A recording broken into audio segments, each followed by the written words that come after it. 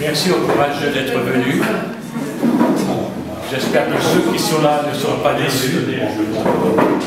Donc, dans le cadre des paroles ici, du parc régional du Verdon, donc une discussion à partir d'un film consacré sur le thème que vous avez là, l'urbanisme en milieu rural. Vous savez qu'un certain nombre que ce problème se pose par des contraintes administratives, quelques plans d'occupation des sols à refaire, les transformer ou non en plan local d'urbanisation. Donc c'est un sujet qui est un sujet que nous abordons à peu près automatiquement et obligatoirement d'ici les prochaines années. Donc c'est un moyen de réfléchir. Et pour lancer ce débat, on va projeter un petit film qui a été fait par le parc du Morvan, qui pose ce problème de l'urbanisme en milieu rural. Alors certains trouvent ce film scandaleux, n'est-ce pas Catherine? D'autres le trouvent très pertinent, vous en jugerez, et ce sera, je pense, un bon élément pour entamer une discussion. Pour dire pourquoi on a choisi Saint-Julien-du-Verdon, bon déjà, en fait, on va faire 3 rencontres en tout dans le parc du Verdon, qui compte dans 46 communes, 3 rencontres sur ce film. Donc avec le dispositif Parole d'ici, 3 rencontres qui s'inscrivent dans le cadre de l'agenda 21 des Alpes-de-Provence, en fait. Donc le Conseil général a retenu le parc pour faire des actions autour de l'urbanisme durable. Donc on a fait, on a donné des séances de sensibilisation, on va amener nos élus tous les conseils, on va inviter tous les conseillers municipaux des communes à venir aussi voir un exemple d'urbanisme vers Fort-Calquier. Et puis, on a plusieurs études quand même, comme ça, avec les financements de la région et du Conseil général donc des Alpes-de-Provence. Dans ces études, justement, on a réfléchi sur Saint-Julien-du-Verdon et 2 autres communes, dans Pérol, pas si loin, sur quels pourraient être les scénarios vertueux d'aménagement du territoire au niveau paysager, au niveau environnemental, si Saint-Julien-du-Verdon devait se développer. À quoi faudrait-il faire attention voilà. Donc on a fait cette étude qu'on est en train de rendre, qu'on a présentée au conseil municipal il y a 1 mois. Donc j'ai tiré quelques petits extraits là. Voilà, donc c'est une paysagiste qui a fait des simulations, où construire, comment construire, aujourd'hui avec toutes les nouvelles lois qui sont apparues, parce qu'à Saint-Julien-du-Verdon, on a un vieux document d'urbanisme qui est un plan d'occupation des sols. Depuis 2000, les postes ont été remplacés par d'autres documents d'urbanisme qui s'appellent les PLU. Et depuis encore un peu, là, ça sera effectif à partir de juillet cette année, on aura des PLU Grenelle, parce qu'il y a la loi Grenelle sur l'économie d'énergie, sur l'économie d'espace agricole, sur la protection des milieux naturels. Donc on a tout un contexte qui a évolué et on ne pense plus l'aménagement du territoire, la constructibilité des terrains, on ne la pense plus aujourd'hui comme il y a 20 ans, il y a 30 ans.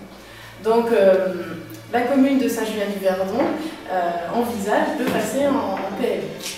Donc ça sera peut-être dans 1 an, ça sera peut-être dans 2 ans, ça sera peut-être dans 3 ans, mais en tout cas c'est une des questions que le Conseil s'est posée. Donc quand on fait un PLU, on compte sur sa population quand même, sur ses habitants, il y a des réunions de concertation et c'est un projet pour 20 ans, pour 10 ans et puis pour 20, 30 ans après. Quel développement pour ma commune.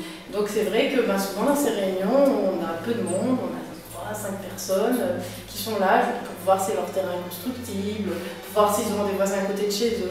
Alors qu'en fait, ces documents, c'est d'urbanisme, aujourd'hui, c'est plutôt pour voir combien d'habitants je veux, où est-ce qu'on va les mettre, quels équipements je veux pour ces habitants, est-ce qu'au niveau de l'assainissement tout va bien.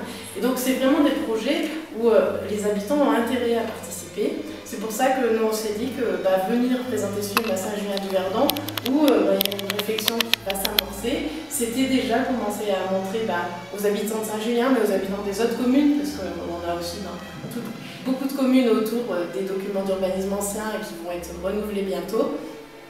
C'est commencer à vous faire réfléchir, à vous poser des questions, et puis voilà. Alors le film il est un peu provoque, faudra, voilà, vous êtes prévenus, mais le but c'est de faire parler, que tout le monde puisse intervenir, et voilà.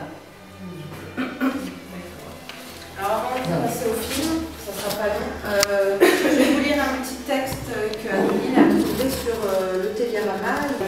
toits d'ardoise, des tas de foin, des vaches. Et pour rejoindre Brest, à quelques kilomètres au sud, une bonne route départementale goudronnée. C'était ça, Bouesnou pendant des décennies, un paysage quasi immuable. Jean-Marc voit le jour dans la ferme de ses parents en 1963. Il a 5 ans lorsqu'un gars de Brest, Jean Cam, a l'idée bizarre d'installer en plein champ un drôle de magasin en parpaing et en tôle qu'il appelle Rallye. 4 ans plus tard, les élus créent un peu plus au nord, à Kergaradec. C'était pas facile à dire celui-là. Un prototype, une ZAC, zone d'aménagement concertée. Les hangars y poussent un par un. Un hypermarché Leclerc s'installe au bout de la nouvelle voie express qui se construit par tronçon entre Brest et Rennes. Puis viennent la hutte, Conforama, et l'immeuble Jean Richoux. 300 hectares de terre fertile disparaissent sous le bitume, des parkings et des rocades. Quelques maisons se retrouvent enclavées ça et là. La départementale devient une belle 4 voies, sur laquelle file à vive allure R16 504 R8. Un quartier chic voit le jour, toujours en pleine nature, qui porte un nom de rêve, la Vallée Verte. Ça s'est passé aux abords des villes moyennes et désormais des plus petites. Avec un formidable coup d'accélérateur depuis les années 82-83 et les lois de décentralisation de défer. Partout, la même trilogie, infrastructure routière, zone commerciale et lotissement. Concourt à l'étalement urbain le plus spectaculaire d'Europe. Tous les 10 ans, l'équivalent d'un département français disparaît sous le béton, le bitume et les panneaux, la tôle.